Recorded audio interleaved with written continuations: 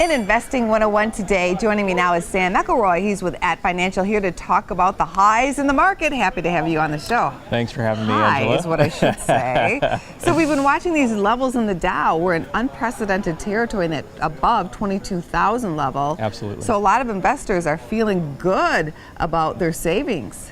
Yeah, and in a sense they should. You know, we can look at it and we can say that we've had 47 highs in the Dow Jones really following the election. I think 33 of those came in 2017. And I think one of the things, though, as we're kind of watching this market go up, is that we have to remember that the Dow Jones is not synonymous with the stock market, and this is stock market is not synonymous with the economy. So while it's one indicator and it's a positive indicator, there's a lot of other things, and also which have been positive recently, as well as unemployment, jobs numbers, stuff like that. But we really have to be mindful of just making sure that we're not extrapolating too much meaning from any one data point. So don't get too excited. Right.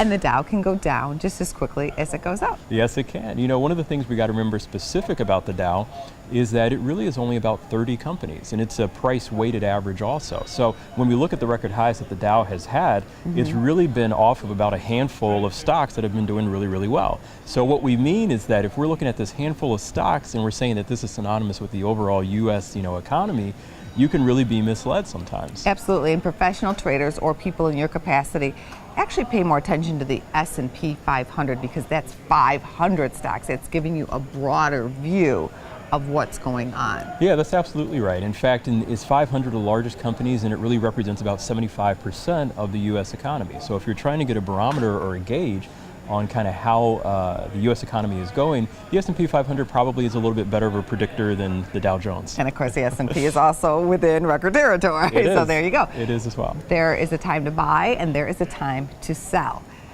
Could you give us some signals that you watch for specifically? You carry your portfolios and you maybe think it's time to sell. I think the most important thing in trying to figure out when it's time to sell is you got to think about your purpose and kind of what you're trying to do. It's going to be different signals for somebody who's a day trader and they're really trying to have precise market timing, right, versus an everyday investor who just needs to get kind of close to the top and close to the bottom. And do your homework. Good to have you on the show today. Thanks Thank for you. having me. All right.